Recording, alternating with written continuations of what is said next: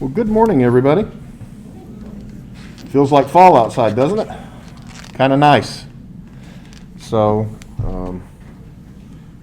probably my favorite time of the year is fall, actually. Enjoy it very much. Today, we actually don't have a whole lot of things to cover that I asked you to read or view, just a few things. And we're going to talk about those, and we're going to talk about we're going to start talking about resumes and curriculum vitae. What's the difference between those? And then next week, we actually have career services coming to talk with you all about their services and helping you find a career later on when you get ready to graduate. It's never too early to start thinking about your career. It's never too early to start thinking about using the services that career services provides.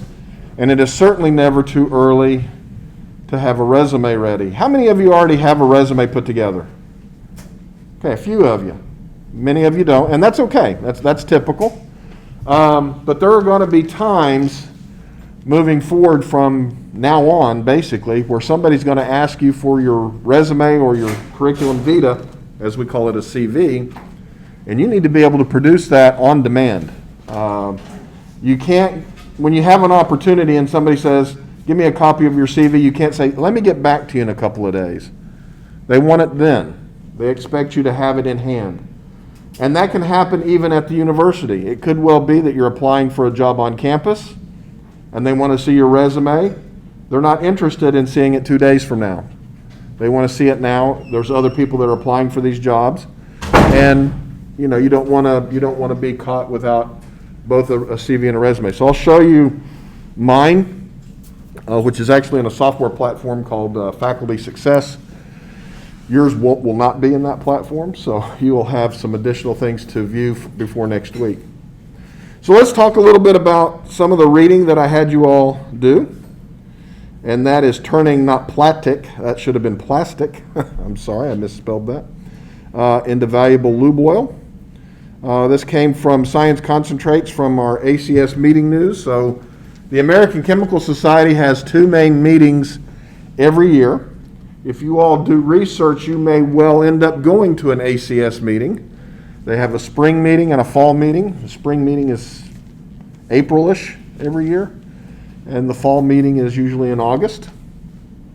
These are huge meetings, very enjoyable. Usually have these at a variety of different places, but every year after the national meetings, as we call them, there's always something that is in chemical and engineering news to read about. And so turning plastic garbage into valuable lubrication oil, using a catalyst to convert polypropylene bags and bottles into hydrocarbon lubricants. Why might this be important to society?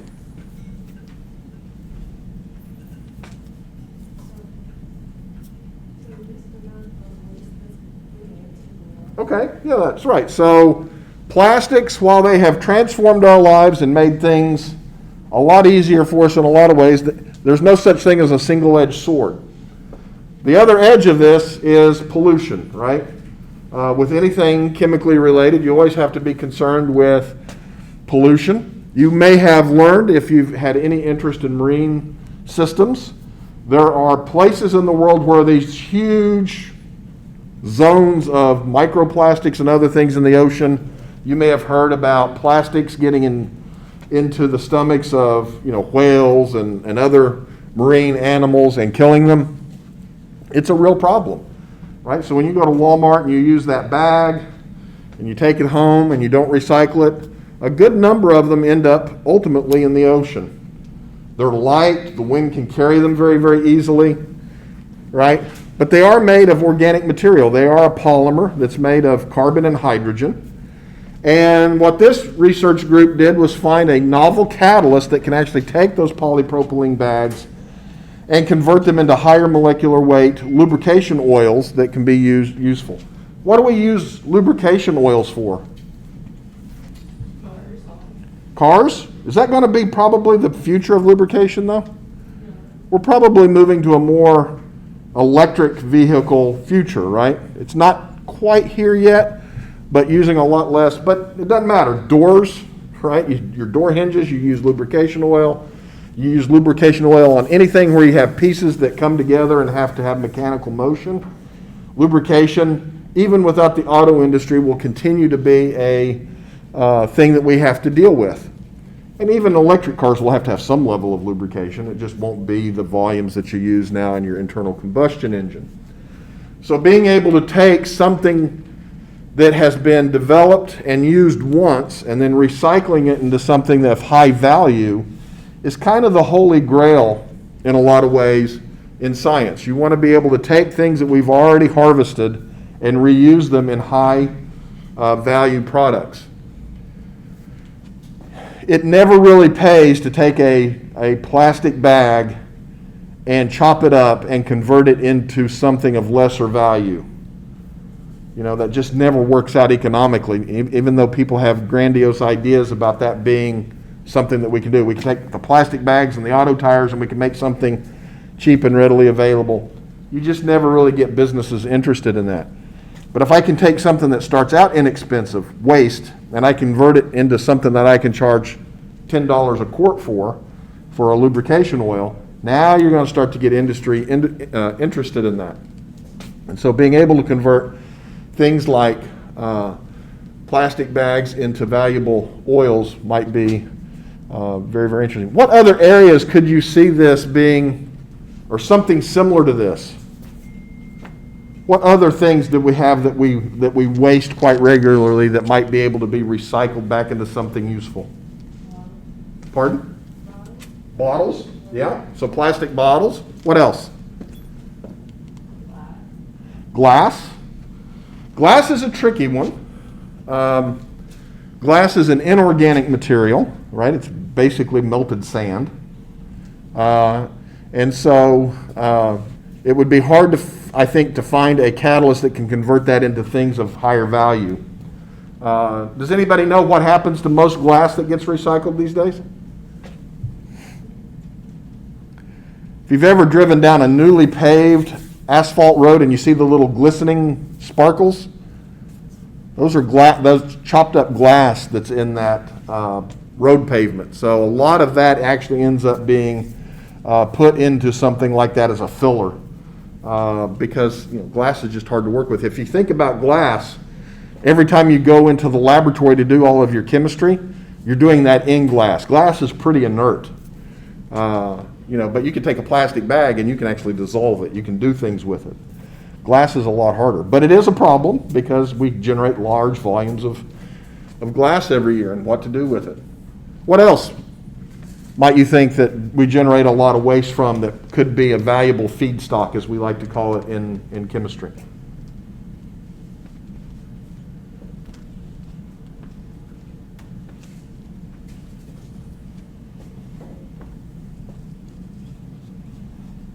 What else do we waste a lot of?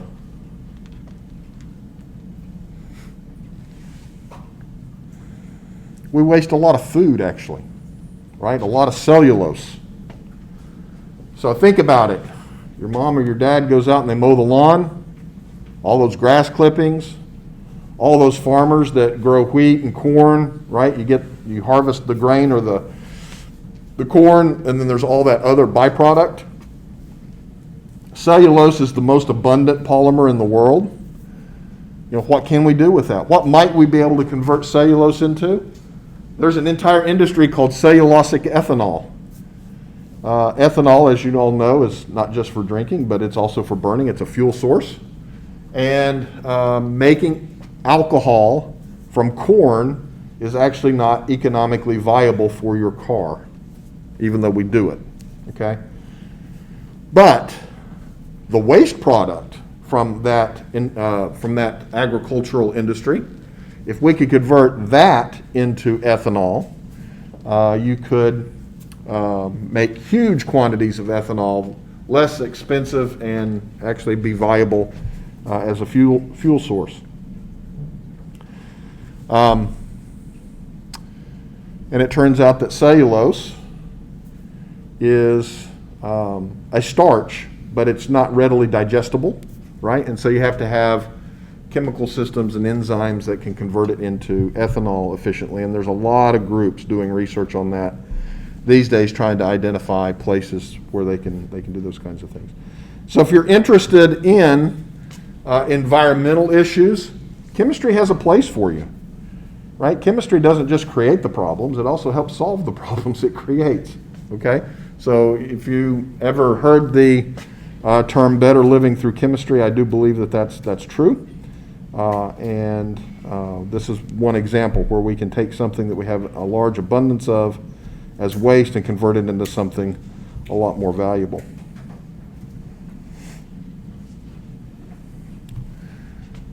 As you all know, oil is a finite resource. Before we get into this one, I'll just finish up with that. So ways in which we can recycle what we've already used the oil for is going to be a very, very important thing moving forward. So this one, C&EN Talks with Sebastian Vidal. He's the sugar structure sleuth. This was about publishing. What was important about this particular piece that I wanted you all to take away from it?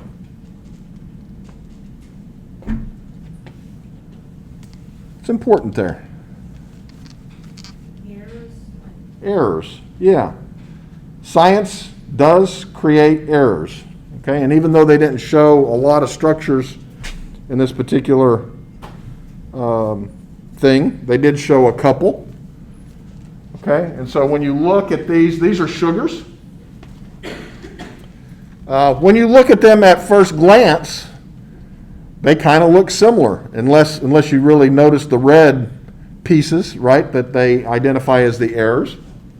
What's the difference between those two structures? Why are the things in red? What's different about them? Okay, so actually the connections are the same. That's right, which direction it's facing. This is called stereochemistry. You all will learn a lot about stereochemistry and organic chemistry. We will actually talk about my favorite form of stereochemistry in this class later on in the semester, which is what's being involved here. But what you can see is this is a solid wedge, and that's a dashed wedge. And what that means is the solid wedge means that it's coming out of the plane of the board towards you, and the dashed wedge means that it's going behind the plane of the board away from you. And you might think, well, big deal. What does that matter? It makes every difference in the world, actually. Chemistry is nothing but structure and function, if you really think about it. How things are shaped makes a difference. And if it's coming out towards you or away from you, makes a big difference in the overall shape of the molecule. And so you can easily see, even though these are relatively simple sugars, the number of places where you could potentially have an error is great. And this particular sugar would have a very different function than what you see on the other side. Okay? I'm sorry? You said that nothing was added to it, but they did add another OH at the top. Yep, you're right. They sure did. Yep, there was a missing alcohol group. So when you learn your functional groups, you'll learn that is a alcohol. So definitely, yep, you caught that, and I didn't see that one either.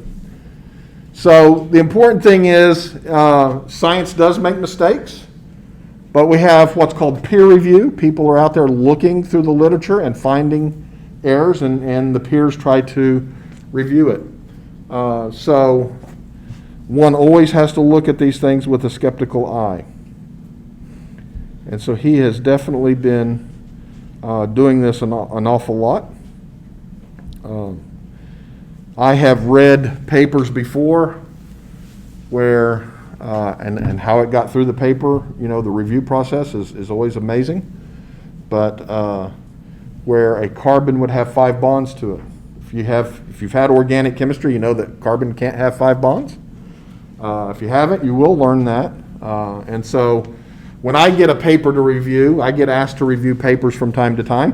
When I look at structures, that's one of the first things I look for. Are there errors in the number of bonds to carbon? It's the easiest thing to identify for me. So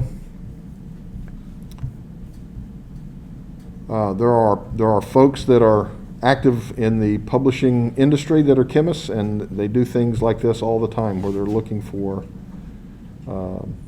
errors. Okay? All right, you also viewed, and we're not going to view it today, but you also viewed the conversation that I had with Dr. Daniel Hinton. Daniel was a student here several years ago. Did research in my lab, got a publication with me. You can't go up and see it right now because we took all of our posters down because they painted over the summer. But I have a poster of all of Daniel's work up outside my lab that I'll be putting back up soon. He did a lot of interesting work.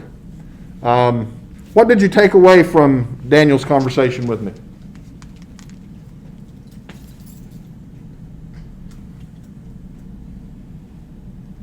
Any takeaways?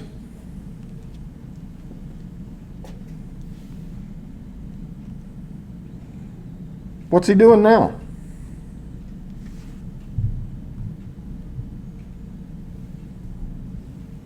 Pardon? Yeah, he went into industry actually. So Daniel has an interesting trajectory. You know, he was a kid that grew up in Petal, Mississippi, a small town not far from here. It's where I live. Came to USM.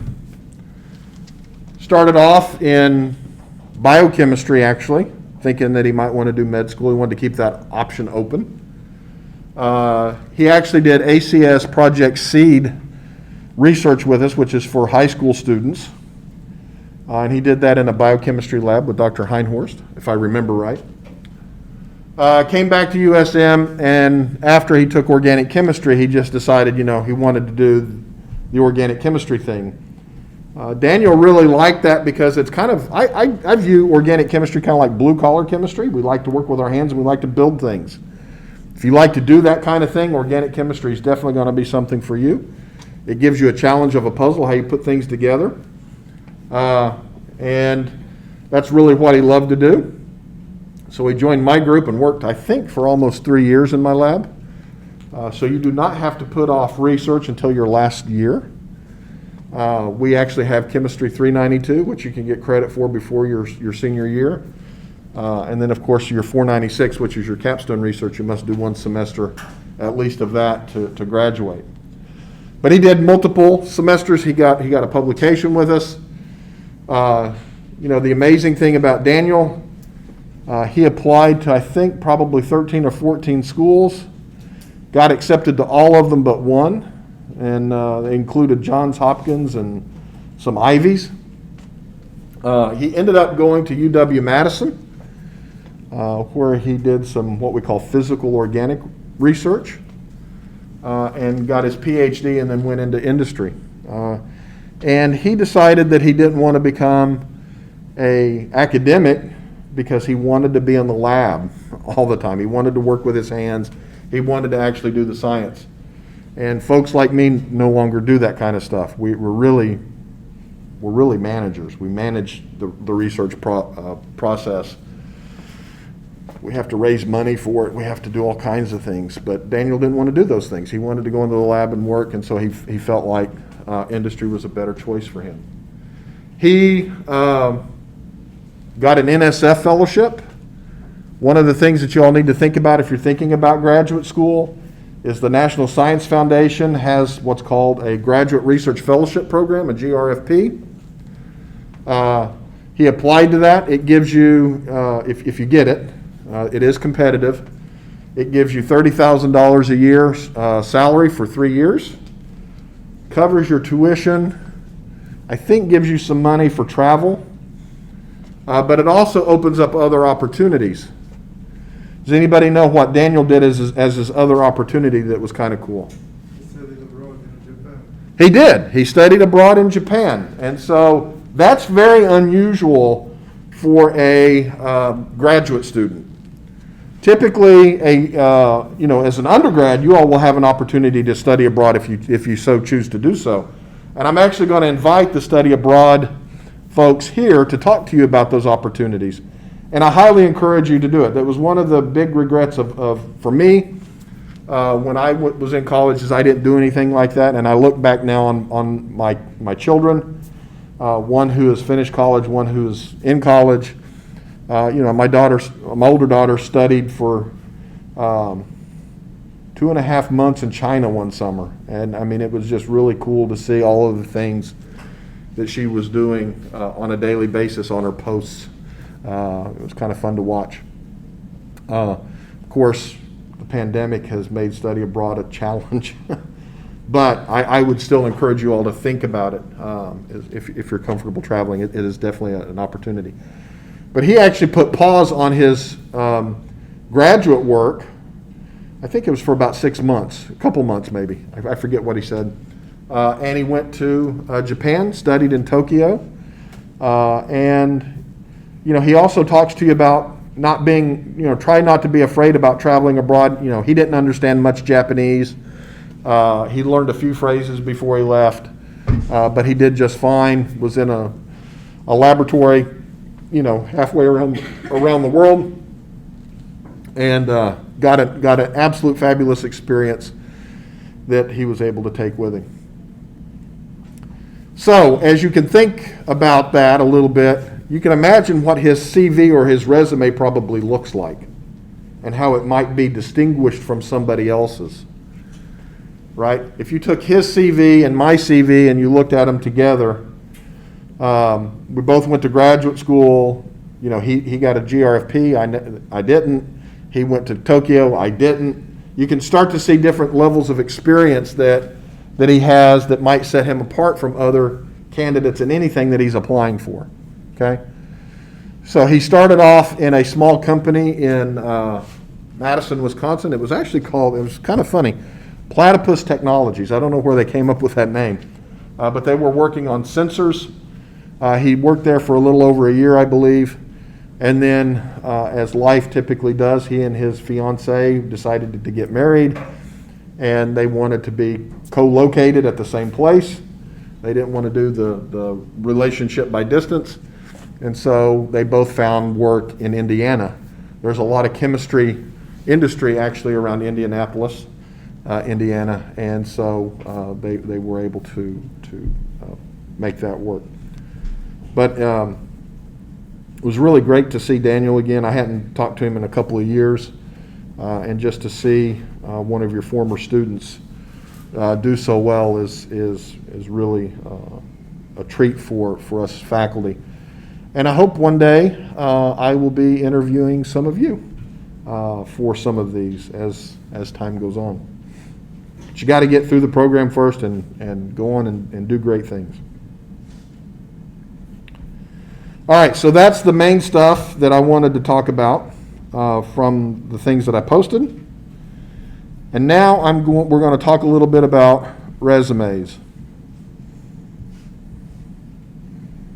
and CVs.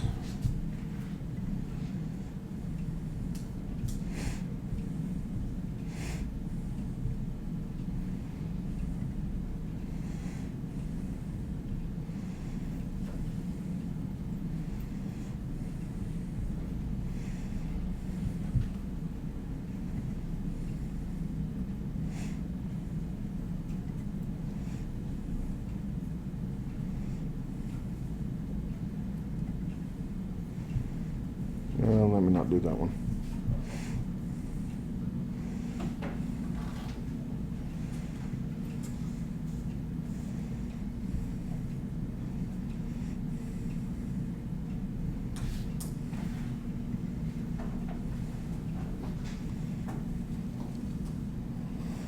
I have several different versions of resumes. This one's called a bio sketch. My stuff comes out in software. You all won't have access to that, of course. Let me go ahead and convert it into a Word document so we can take a look at it a little better.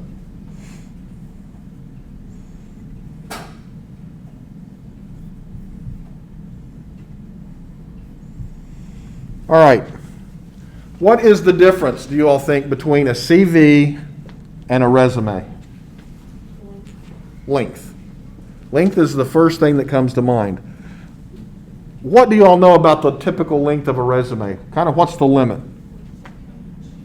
1 page, maybe 2. When you start going over that, you're not, the resume is what you do when you go to a job fair. You're going to sell your most relevant stuff. That 1 page or that 2 page needs to have everything that is just dynamite for you on it, right? It's going to be the thing that helps get you the interview, okay? It's going to be the first thing that people see. If your resume doesn't stand out, you're not going to get the interview. Now, what do I mean by stand out? I don't mean fancy font, cool paper, and annoying colors. Okay? I hire a lot of people every year, and it's amazing to me the cutesy resumes that I get that annoy me. Okay? Don't want to play that game. You want it to be professional looking. You want it to be, doesn't have to be bland, okay, but it doesn't need to be over the top either. Okay? This is what I call my bio sketch for the American Chemical Society. It really is kind of a resume as opposed to my CV. But I have that because the American Chemical Society, I serve on the national committees, and every year they ask me for a bio sketch. We need a bio sketch. Really what they're asking for is an updated resume. The software that you all saw me use keeps it up to date for me. When I have a new activity, I put it in the software, and when I generate my bio sketch, it updates it for me, okay, which is really pretty cool. But what you're going to notice, whether you're talking about a resume or a CV, you're always going to start off with your contact information. Some people like to left justify, some people right justify, some people center. That's up to you. Okay, I like to center things a little bit with my contact information. Okay, and what you can see is I've got my title, my name, where I'm at, my rank, my discipline, my phone number, and my email address. What is absent in my contact information? I do not have my home address. That is true. That's really, for me, since I have a place of business, I don't need to include that. You all might need to include that in your first round of a resume when you're going out looking for those jobs, because that's where people are going to probably get in touch with you. But I have excluded my address. What else is not in that? Pardon? I do not have my personal email. That is a very good point.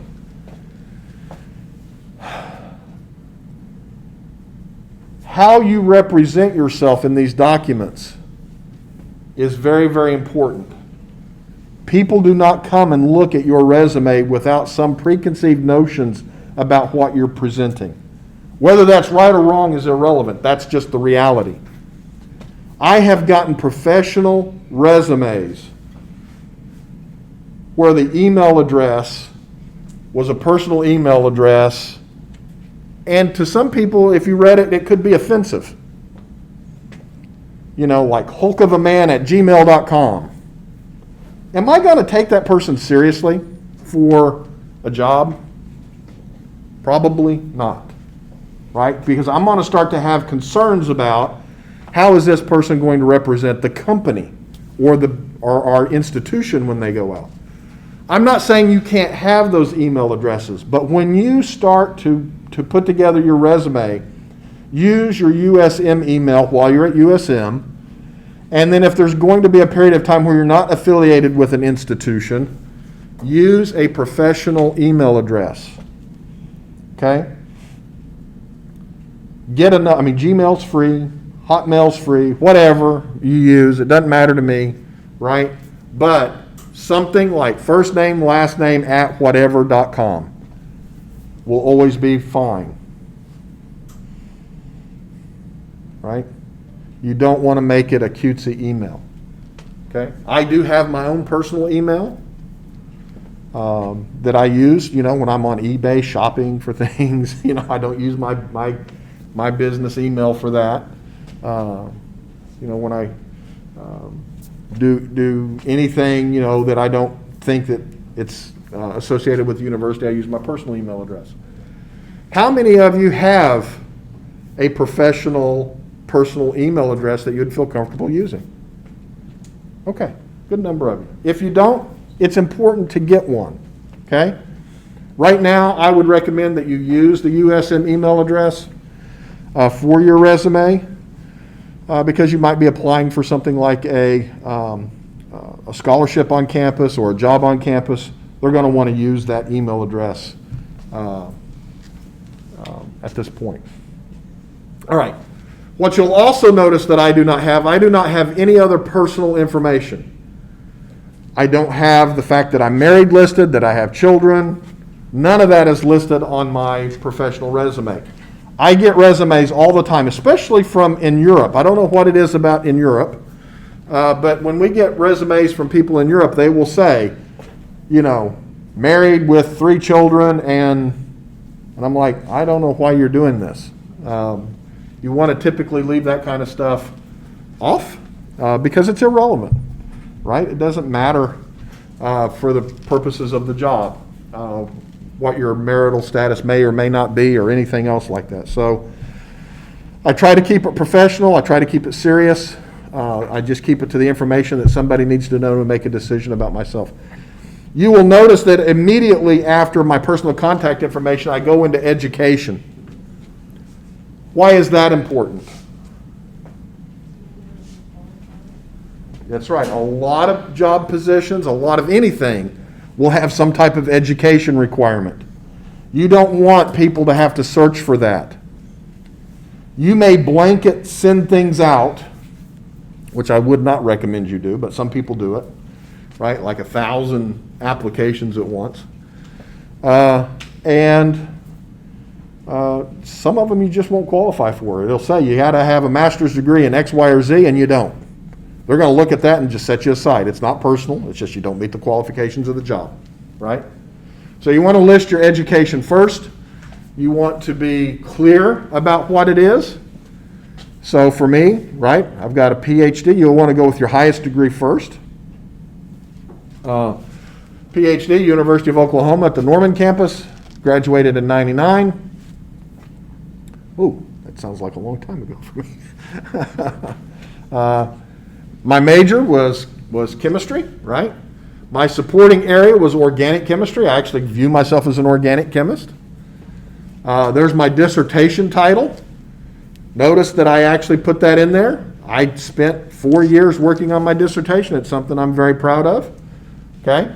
So it's there. It's there also because people from the title of your dissertation or something like that will be able to get information about what your skill sets are, right? You can read that and you can understand a little bit about what I did. Well, at some point when you get some more chemistry under your belt, you will be able to, you'll see that I got a bachelor's degree from the University of Arkansas, right? And so people will be able to understand my education stuff right off the bat, okay? Now, this is where things can get a little different. Since this is a bio-sketch kind of resume, it's tailored to what they want to see. So I knew that they wanted my contact information, they wanted my education, but then they also wanted to list awards and honors, okay? And so you'll see some awards and honors that were at the college level, the local level, the national level, regional, state, etc. So I broke that out into the appropriate sections, okay?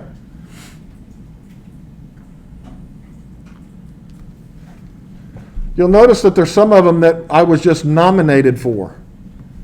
There are some awards that are so prestigious that if you're nominated for them, you should list them, okay? Anything that would be considered prestigious at the college or national level or whatever, you certainly should probably list that. I have never been nominated for the Nobel Prize, but if I was, you better believe I'm going to list it, right? So think of it kind of like that. Because it kind of gives people an idea of your work, that you were competitive for these types of awards, etc. Okay?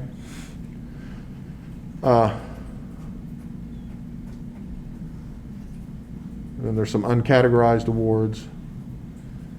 I also had to list my service activities. Okay? Think about all the things that you all are doing right now as you're thinking about, wait, I'm going to try to go to medical school. It's not enough to have a bachelor's degree and a good GPA and a good MCAT score. You also have to have some service, right? You're going to want to keep track of that, right? So you're going to want to put your service activities as well, okay? So what you've done in terms of service to your discipline, what you've done in terms of service to the community. Give me some examples of things that you all might be doing service-wise right now.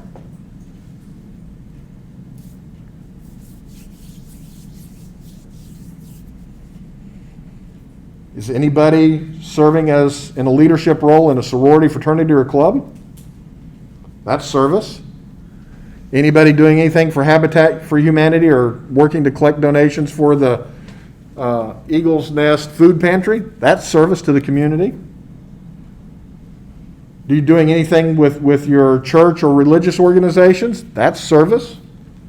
You can list all of these different types of things as service and really set your resume apart.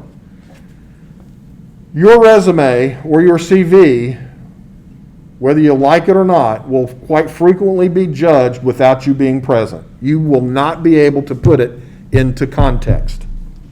When you apply for something, you will send that in through some portal or by email or whatever the case may be, and somebody's going to look at what you wrote and what somebody else wrote, and they're going to make a judgment.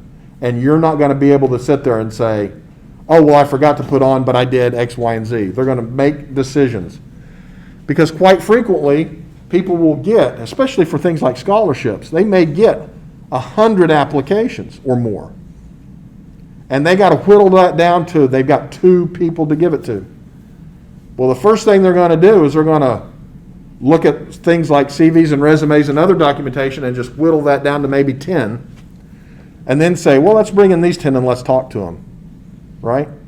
So what you put on your CV or resume can make a huge difference early on. And so what I'm going to do is, I'm busy sometimes. But what I'm going to do is I'm going to allow you all to use career services as one of the activities for your activities assignment. Probably activity 2. Okay? Because activity 1's due pretty soon, right? But if you all want to put together your resume, which you will have to do as part of the class, we're going to have a resume assignment. If you want to put that together and go have career services review that before you submit it to me for credit, I will count that trip over to career services as one of your activities. Okay? They have people over there who are experts in resumes and CVs, and I highly recommend you take advantage of their capabilities. All right, so would you all consider what I just showed you a real resume? Why not? That's right. I didn't include experience. I didn't include skills. Right? Why is that important? They have to know if you're familiar working with. Yeah, they got to know, right? I mean, again, that was a bio sketch. It's kind of a resume, but number one, it was way too long for a resume, right? I would never submit that if I was looking for a job. I didn't have my skills listed on there, right? That's going to be very important when you're applying to things. If you all are applying to an on-campus job, and let's say it's a job, let's say it's over in my shop. So I'm in institutional effectiveness. We hire students from time to time to come in and help us do things with assessment reports and doing that kind of work. What skills might you want to let me know you got? Data analysis. Hey, I know how to use Excel. Hey, I'm a chemistry major. I've had to analyze data and look at trends. Very, very good. What else might you want to list?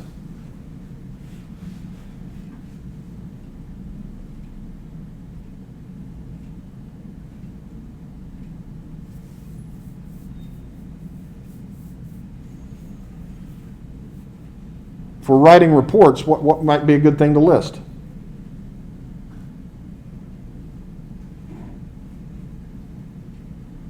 Your grammar skills, right? That's a skill. You're skilled at writing reports, error-free. You can type X number of words a minute, error-free. Those are skills that are very valuable. Microsoft suite of programs is important. We have to put that kind of stuff together all the time. We have to assemble files, so any computer experience that you have might be relevant, right?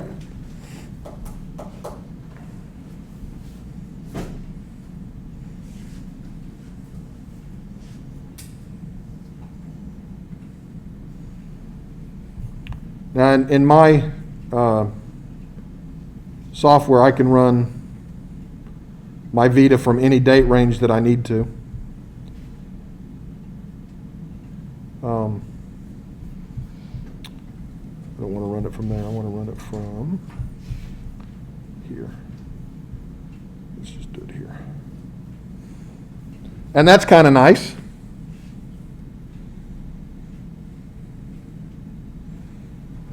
Now, I'm not going to turn this into a Word document, but I can move my sections around. It's really nice. But what you see in my Vita,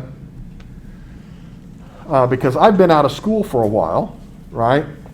I put my contact information, and then I move into my professional positions before I move into education. That is not what you all are going to do. Why is it okay for me to put my professional positions over my education, but not for you? It's implied that you have a PhD. Yeah, my education, given the fact that I'm where I am in life, is kind of implied. So if I was to go out and look for another job at another institution, the first thing they're going to want to know is, what positions have I held, right? Well, I'm a professor. I'm an associate provost. I've been an associate dean, associate professor, associate chair, assistant. I've got all of my positions that I've held there and the dates that I've held them, right? So a lot of different positions that I've held. That's going to be the thing that people are going to be looking at for me if I was to apply for a job tomorrow. Are the positions that I've held giving me the skill sets that I need to apply for this job? Right? I mean, I'm in higher ed, so they know I've got a PhD or higher, right? You'll also note that I've got things like licensures and certifications listed. Okay? Kinds of training that I've done. My professional memberships, right?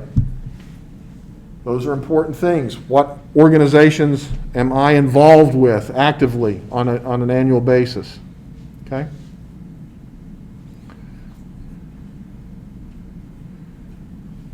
Now this says no, I'm not showing you the Word version. This would not be showing up in the Word version because there was nothing there. I don't do consulting. Okay? So that category is blank for me. But I'm an academic. So guess what? My publications are very important to me. Right? In fact, if I was to put this into the Word document, I would move my publications up higher. I can do that within the software. Okay?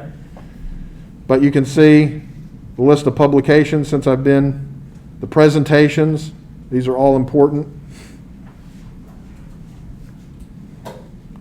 Right? Contracts, grants, and sponsored research in the sciences is very important, so you'd list that there. My research activities, the projects that I've worked on while I've been here. Now, I would probably exclude my teaching experience, at least as it is here, because nobody cares that I've taught all of these individual classes, but that's how it's listed in the software. And yes, I've taught a lot of classes. Directed student learning is kind of an important thing, being a faculty member. So, obviously, when you put together your resume, you're not going to have a lot of this. Your resume will start off as a page or two, but over time, when you get ready to be a senior, that will develop into a small CV, actually. Right? Today, it'll probably be your name, the fact that you went to high school and graduated, maybe you were, in the top 10% of your class, whatever, you'd probably list that. You would list that you're at the University of Southern Mississippi, currently in a chemistry or biochemistry program, or whatever the case may be. You would list that information, right? You also notice on mine, I don't list my high school stuff anymore. It's no longer relevant. I've let it go. I don't hold on to stuff forever, believe it or not. And then you're going to go from that kind of information. What kind of sections do you think you're going to have below that at this point? Work experience would be something you'll want to include. Many of you have held part-time jobs, maybe a full-time job, right? You're going to want to include that. You'll notice on mine, I did not include any of my old part-time work. I didn't put on there that I worked at Hill's department store when I was 16 years old. It's no longer relevant. I was the janitor at Hill's department store when I was a teenager. That's what I did. It's no longer relevant. When I was in your boat, an undergraduate, I had to work to pay my way through college. I worked at Environmental Services Company in Springdale, Arkansas. It was a laboratory. I was a laboratory technician. That's how I paid my way through undergraduate. I worked 25 hours a week doing that, and I worked as a student worker in the evenings in a lab cleaning glassware. So I worked about 30 hours, 35 hours a week, went to school full time. I know what many of you are going through in that regard. It's a lot of time commitment, right? But had to be done, had to pay the bills. Okay? But I was able to find jobs that were germane to where I wanted to go in my career. So I would highly recommend you all do that as well. That set me apart when I was applying to graduate school, for example. My resume that went out in graduate school, I got to talk about working in an industrial lab for 2.5 years. The experiences that I gained. Working with customers, solving problems, right? That sounds better than some other part-time job that I could have had. And it went a long way, okay? All right, so are there any questions? I'm going to give you all some videos to watch for next week on CVs and resumes. You all need to watch those. We will have career services come and talk to you next week. They'll probably spend 30 or 40 minutes talking with you. Come prepared to ask them questions about what you all should be including on your resume at this point. Okay? So as you're thinking about what you might want to include, if you have any questions, the experts will be here to answer it. Okay? And then we'll have that resume assignment that will be due. The whole point of this course, in part, right, is for you to leave with things that are going to help you throughout your academic career. One of them was your personalized semester by semester guide, which you've all submitted. But the other is your resume. And then the third thing, which I'm not going to do as an assignment, but we will talk about, you all need to have a professional web presence. When I was an undergraduate student, there was no Facebook, Twitter, Instagram. What else do y'all use? TikTok, right? There was not any of that. Just didn't exist. Each and every time you all apply for something, I can guarantee you, whoever is reviewing is doing a Google search on you. So, that wild party pic that you got up, that crazy thing you said, can come back to haunt you. I know people who have not gotten the job because of things that were on their social media presence. And now that you all are adults, nobody gives you a pass for that anymore. So I highly recommend you all to go through your social media and clean it up if it's not in a professional state. That doesn't mean you can't post a few things, okay? But you want to be, you're always out there representing yourself in all of this stuff. And you need to think about how people are going to view that. That is not censorship. You are certainly free to post whatever you want. But you are not free to be free of the consequences of whatever you do, okay? That's just the way the world works. And so I have known students that have not gotten scholarships because of social media posts. I have known people not to get jobs because of social media posts, because people at the end of the day, they're going to attach something of themselves to you in giving you a job or a scholarship. And if it's not in line with, if they don't feel like you'll be a good steward and a good representative of that, a lot of times they'll pass you over. So it's definitely worth spending a little bit of time making sure that your social media is clean and professional. And I do believe career services can also help you with that. I'm certainly not an expert in it. I have tried to shy away in recent years from political commentary on social media. Sometimes you just have to bite the bullet, so to speak, and let people do what people do. But that doesn't mean you have to engage in silliness and nonsense on social media either. All right, so I'm going to be traveling the rest of the week through Monday. So if you haven't made an appointment with me for your one-on-one, those days are off limits. But please go ahead and feel free to get in touch with me if you haven't made an appointment yet. We'll get one if you, when I return. I have a few appointments, I think, today with some of you. I've really enjoyed them, being able to see people without their face mask on. I'm really good at memorizing faces, but not names. And right now, with the pandemic, everybody's a piece of cloth, and it's hard to recognize people outside of that setting, which is kind of tough for me. But I've enjoyed our 15-minute conversations, getting to know each of you a little bit better, and I look forward to hearing from the rest of you as well. So if there are no other questions, have a great rest of the week, and I'll see you next week.